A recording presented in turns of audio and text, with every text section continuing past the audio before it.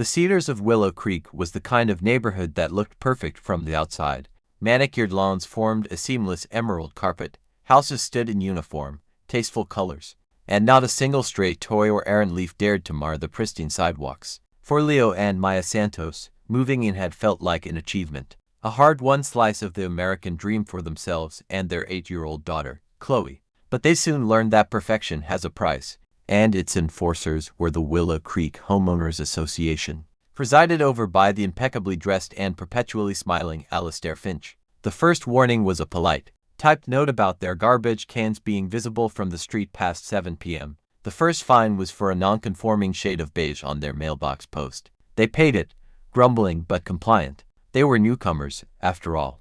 They didn't want to make waves. The dream project was Chloe's treehouse. The massive, ancient oak in their backyard was begging for it. For weeks, it was a family project. Leo, a meticulous paralegal, drafted the plans. Maya, an artist, designed the whimsical, castle-like details. Chloe, their chief inspiration, painted a sign for the future entrance, Chloe's Sky Palace. Remembering the HOA's Byzantine rules, Leo meticulously filled out the architectural review form, attaching the plans, the material list, and even a color swatch for the stain. They held their breath for 2 weeks until the approval came a carbon copy form, stamped, approved, and signed with Alistair Finch's flamboyant, looping signature. It was their golden ticket. The build was a blur of happy labor. The treehouse was everything they'd dreamed of: 4 walls, a shingled roof, a little window, and a rope ladder. For one perfect weekend, it was the center of Chloe's universe. Then, the letter arrived. It wasn't the usual fine. It was thicker, heavier. The paper was expensive, the topography severe. Notice of intent to lien and foreclose. Maya's knees buckled. She had to read the words aloud to believe them. For repeated and willful violation of Covenant 12b. Subsection 4, regarding unauthorized structural modifications. Failure to remediate the violation will result in a lien against the property and initiation of foreclosure proceedings. Leo's face went pale.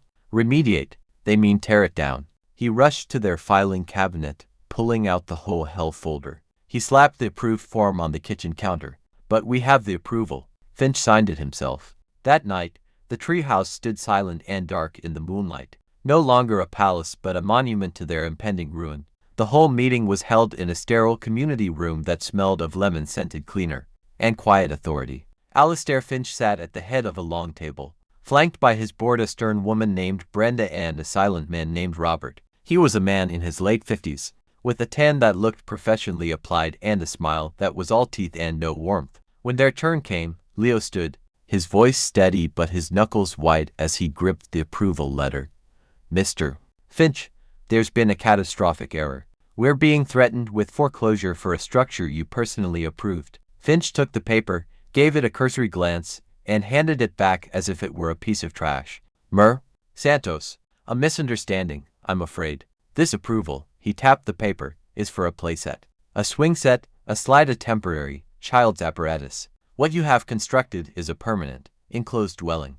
It violates Covenant 1b. Subsection 4, no freestanding or tree-supported structure exceeding 48 square feet, or 6 feet in height shall be erected without a special use permit. You do not have that permit. Maya shot to her feet. The plans we submitted clearly showed 4 walls and a roof. It's called a treehouse. How could you possibly interpret that as a swing set? Finch's smile remained, but his eyes hardened. Mrs. Santos, the volunteer committee reviews hundreds of applications. We operate on the spirit and the intent of the request. We saw a structure for a child and approved a standard, ground-level playset. You chose to interpret it differently. The violation stands. You have 30 days to dismantle it, or the lien process will proceed. The gavel fell. They had been dismissed. As they stumbled out into the hallway, feeling gut-punched, a woman with kind, weary eyes approached them. He did the same thing to me, she whispered. I'm Sarah Jenkins. He approved a patio cover. Then find me for an unapproved semi-permanent shade structure when I put up a sailcloth. The language is always just vague enough for him to twist it. Later that week, a quiet, weary man named Mark approached Leo while he was getting the mail. Heard about the treehouse, Mark said, his voice low. He got me for my commercial vehicle. He gestured to his minivan, which had a small, magnetic sign for Marksit Solutions. Said it was an eyesore. Meanwhile, the landscaping company his HOA hires parks their logo-covered truck on the street for 8 hours. A day. He handed Leo a thumb drive. I'm a data guy. I've been collecting things. Maybe we should talk. The Cedar Rebellion was born in the Santos living room, over a pot of strong coffee and a shared sense of outrage. The core was Leo, Maya, Sarah, and Mark. They were a perfect team. Leo the legal strategist, Maya the passionate communicator, Sarah the networker who knew everyone's grievances, and Mark the digital sleuth. Leo began his research, plunging into the state's property codes. He emerged days later with their first major victory. They're bluffing, he announced to the group. State law is clear, and HOA cannot initiate foreclosure for fines or violation penalties alone. The debt has to be for unpaid regular assessments, our monthly dues, which we've always paid. The foreclosure threat is a scare tactic. It's illegal. The relief was palpable, but it was quickly replaced by a new resolve. If Finch was playing dirty, they would expose him.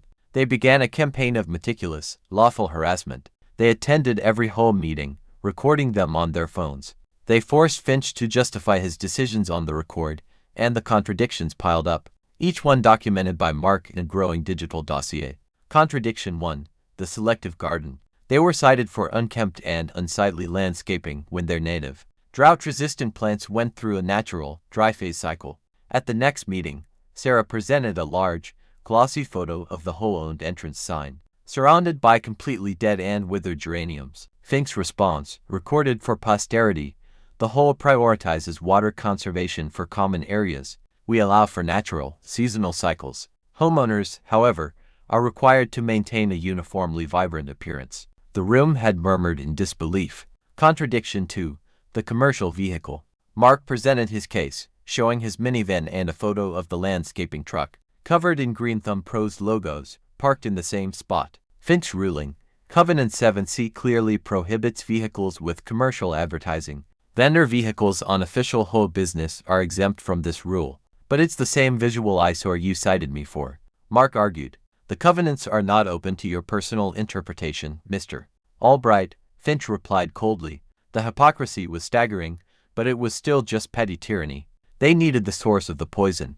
The breakthrough came from an unexpected source, Chloe. She was in her treehouse, trying to enjoy it while she still could, when she noticed the construction in Alistair Finch's backyard. He was building a massive, professionally designed gazebo. A truck was delivering lumber, and stamped on the side of every pristine piece was a small, shiny logo, a mountain peak with the words Pinnacle Properties and Contracting. She mentioned it to her dad, thinking nothing of it.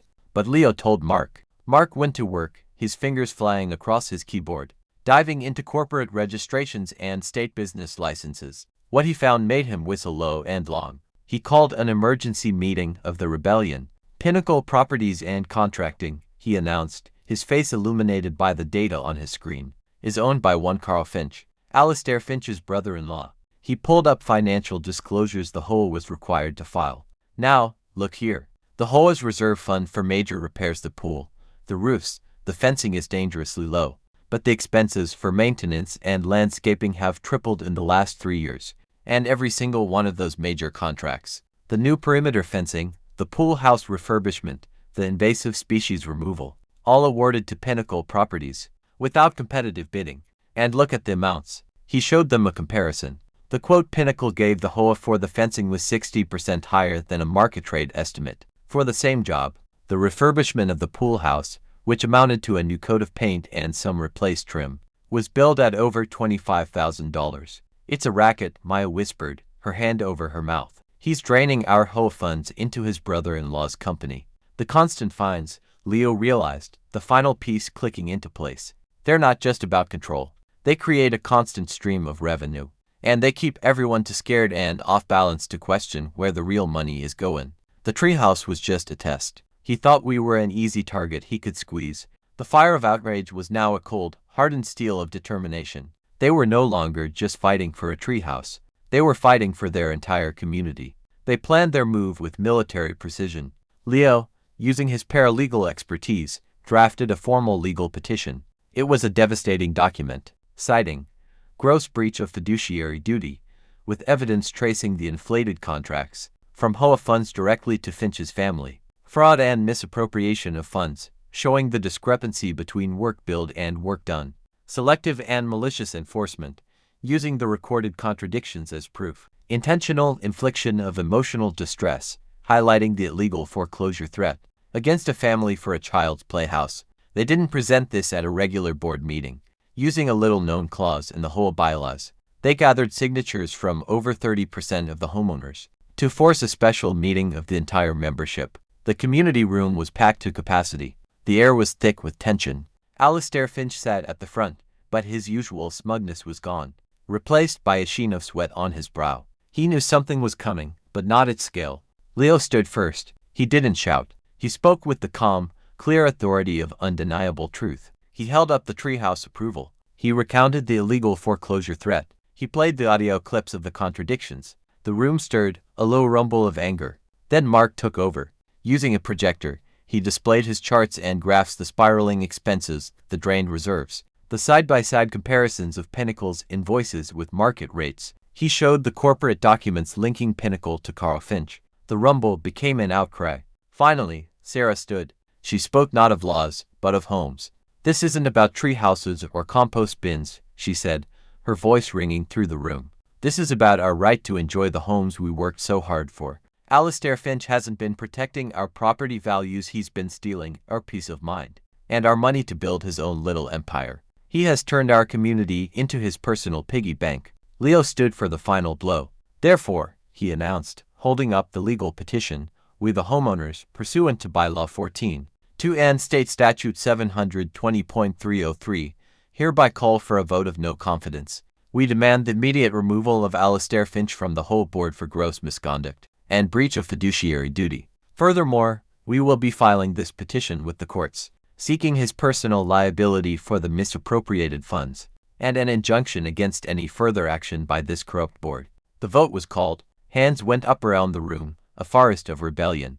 It wasn't just unanimous, it was a roar. Finch, his face a mask of purple fury, was gavelled out of his position by the remaining board members, who were now falling over themselves to distance themselves from the sinking ship. The aftermath was a quiet revolution. In the special election that followed, Leo Santos was elected HOA president. Sarah Jenkins became vice president. Their first act was the Common Sense Covenant, a sweeping reform package. All covenants were rewritten for clarity, removing subjective words like unsightly. A strict conflict of interest policy was enacted, with mandatory competitive bidding for all contracts over $1,000. The fine structure was overhauled, focusing only on genuine health and safety issues. An ombudsman position was created for homeowners to appeal decisions fairly. The reserve funds, now managed transparently, began to grow again. The pool got its needed repairs. One warm autumn evening, Leo and Maya sat in their backyard.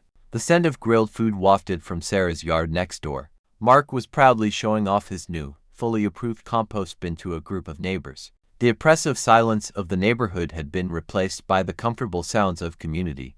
And high in the ancient oak tree, Chloe presided over her kingdom, Chloe's sky palace, the castle that had brought a tyrant to his knees. The rope ladder twitched, and her face, smudged with dirt and beaming with joy, appeared over the edge. "Dad, Mom, look what I found." She held up a perfectly shaped, bright red leaf. "It's the treasure of the palace." Maya leaned her head on Leo's shoulder, watching their daughter, safe and happy in her fortress. "We really did it," she whispered, her heart full. "We took back our home."